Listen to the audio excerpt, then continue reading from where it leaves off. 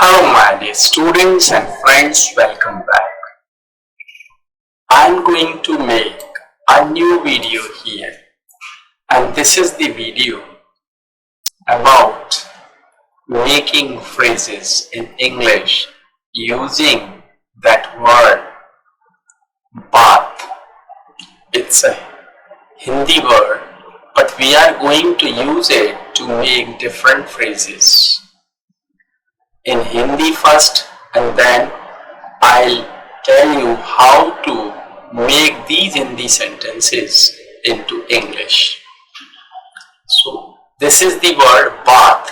मुझे उसकी बात अखर गई. मतलब आप समझते हैं उसकी बात मुझे अखर गई, मतलब उसने जो कुछ कहा वो मुझे अच्छा नहीं लगा, तो मुझे उसकी बात अखर गई. ठीक है, तो we are going to make it into English. तो इंग्लिश में कैसे बनाएंगे? What he said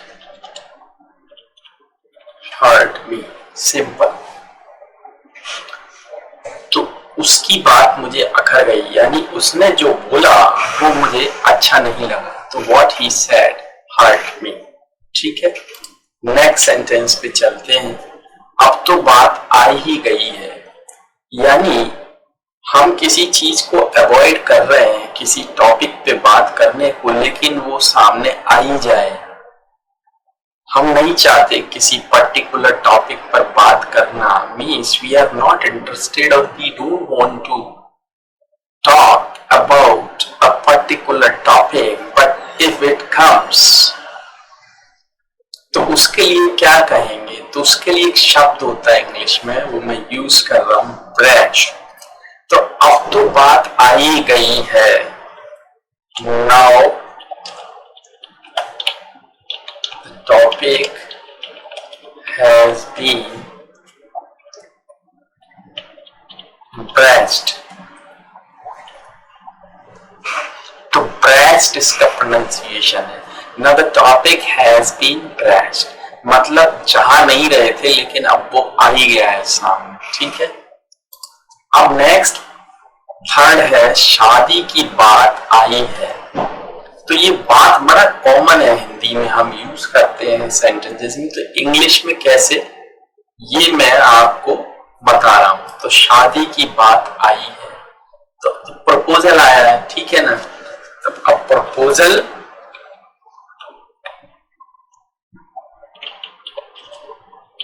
for marriage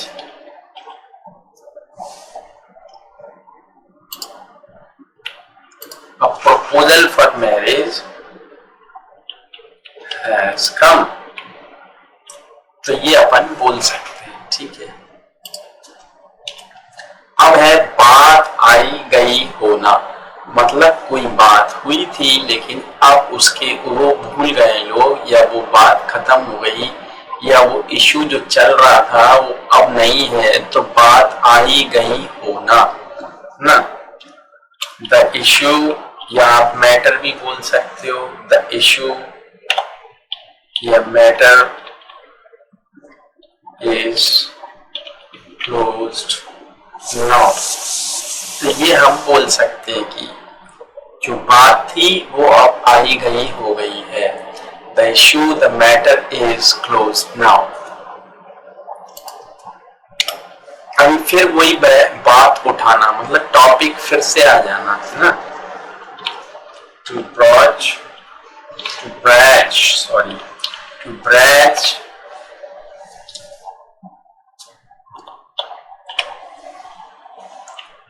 an issue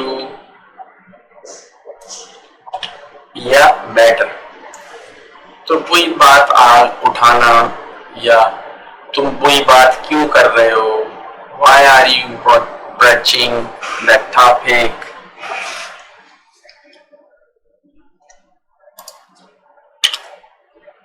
अभी नेक्स्ट है बात उड़ना. तो बात उड़ना, द rumor,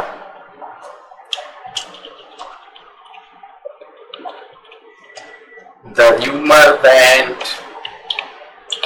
अराउंड, ये हम बोल सकते हैं। ठीक है, अभी नेक्स्ट है, देखिए यह बात तुम्हारे ऊपर ही आएगी, यानी कोई बात आप कर रहे हो तो अगर गलत हुआ तो उसका जो दोष है, जो ब्लेम है, वो आपको ही लगेगा। ठीक है ना, तो the blame will fall on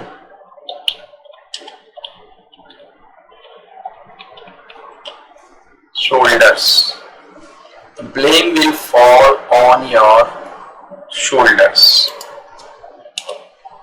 अब देखिए उसकी बात कट गई है ना, तो his suggestion was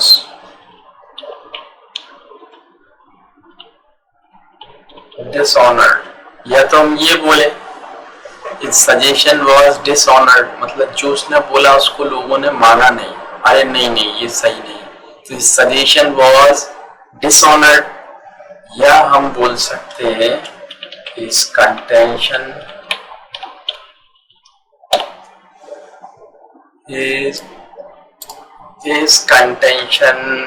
has been refuted, ये भी हम बोल सकते हैं। ठीक है, बात का अता पता, तो किसी के बारे में, जैसे आपको उसके बारे में कुछ पता है, do you have any clue about that, तो क्लू होना, किसी के बारे में कुछ अता पता, थोड़ा बहुत कुछ होना पता है ना, तो बात का अता पता होना, टू हैव अ क्लू। ठीक है, तो इसको सेंटेंस में मैंने कहा मुझे इस बात का, या तुम्हें इस बात का कुछ अता पता है, do you have any clue about that, तो ये भी आप बोल सकते हो, do you have any clue about that. ठीक है, बात का और छोर, तो और छोर तो हेड एंड टेल बोलते हैं ना, तो आपको इस बात का और छोर पता है, do you know head and tail of that issue,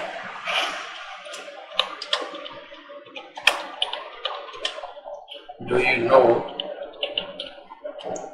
head and tail of that matter या issue.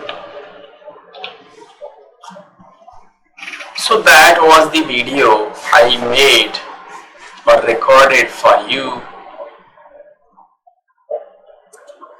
Different phrases using word bath in English, and that is part 1. I'll make using the same word. I'll make new video using the same word.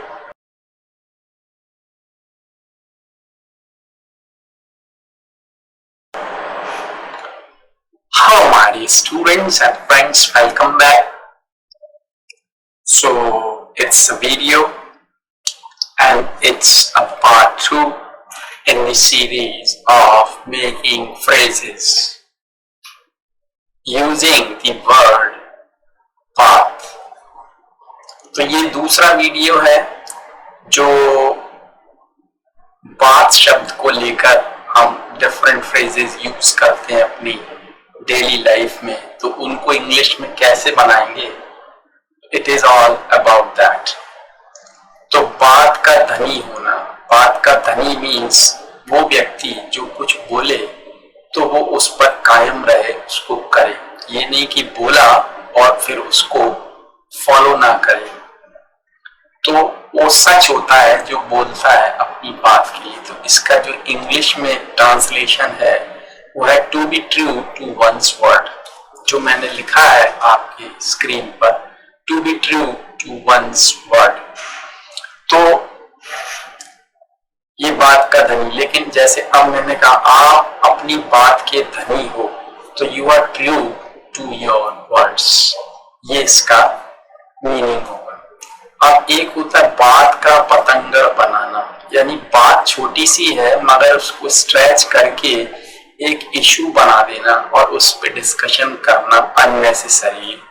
तो बात का पतंगर बनाना, तो to raise a stone in a tea cup. तो जैसे हम usually कहते हैं तुम बात का पतंगर बनाते हो, you raise a stone in a tea cup almost all the time. तो ये आप बना सकते हो उसको, ठीक है। बात काटना, किसी की बात काटना, तो to cut one short, don't cut me short, मेरी बात मत काटिए, डोंट कट मी शॉर्ट। अब जैसे बात उसके कान में डाल दो, तो इसका मतलब उसको किसी बात के बारे में उसको नोटिस में ले आओ उसको कि ये बात ऐसी है ना। तो to bring an issue to one's notice. अब जैसे इसका अगर हम ट्रांसलेशन करें यहाँ पे, तो हम बोल सकते हैं कि जैसे मैंने ये बात उसके कान में डाल दी है ना। तो I have brought that issue to his notice. तो ये इसका ट्रांसलेशन हो जाएगा। अब बात की तह तक जाना, यानी उसका जो रूट है, मेन उस बात का, इशू का जो कारण है उसको जानना। तो बात की तह को जानना, तो to know the root of the issue, है ना। तो अगर किसी से कहना है आप इस बात की तह तक जाने की कोशिश करिए, तो try to go to the root of the issue. तो ये try to go to the root of the issue, तो उसकी बात की तह तक जाने की कोशिश करिए।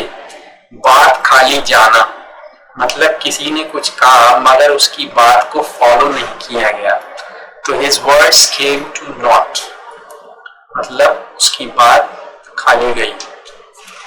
बात खुल गई तो सीक्रेट जो है वो बाहर आ गया, तो सीक्रेट इज आउट। बात चलाना किसी बात, तो टू रेज अ टॉपिक। जैसे हम कहते अरे तुम बात चलाओ ना यार उसकी शादी की, to raise a topic of his wedding. तो इस तरीके से आप बोल सकते हैं।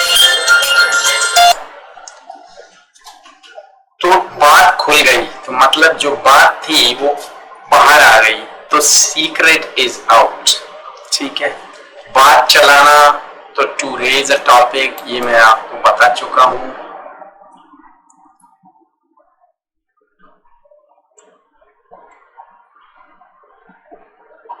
मुंह की बात छीन लेना, तो हम इसको बोलते हैं जैसे तुमने मेरे मुंह की बात छीन ली, you have taken my words, ठीक है। इसके बाद हम आते हैं यह बात जमी नहीं, जैसे कहते हैं यार तुम्हारी ये बात मुझे जमी नहीं, द कैप डजंट फिट। तो ये मैंने आपको बताया। तो if you think it's a good video for you to learn something new, please like it and share it for others, and subscribe to my channel to watch my new videos. And I have already given my email ID and Skype ID here in that video and below that video, so you may contact me if you think you want to learn English with me, whether it is grammar, speaking, writing, or you want to prepare for an interview or for any exam like IELTS, TOEFL or whatever. Then you may contact me through Skype or email. I'll talk to you in detail, and later you can decide to have classes with me. Thanks for watching. Thank you.